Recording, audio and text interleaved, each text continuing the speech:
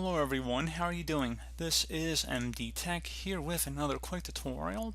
In today's tutorial, I'm going to show you guys how to make Google your homepage in the Safari web browser. So this should hopefully be a fairly straightforward tutorial, and without further ado, let's go ahead and jump right into it. So first thing I'd recommend doing would be to navigate over to google.com.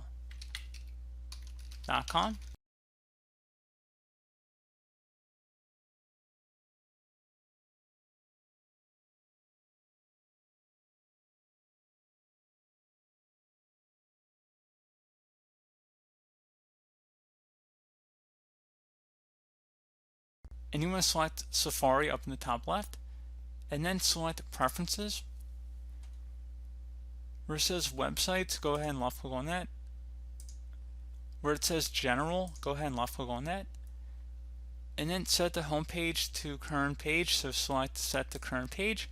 And then make sure where it says new windows open with, as well as new tabs open with, click inside the drop downs and set each one to home page respectively. And once you have that done, you close it here. And then if you were to relaunch the Safari web browser, Google should be the default home page.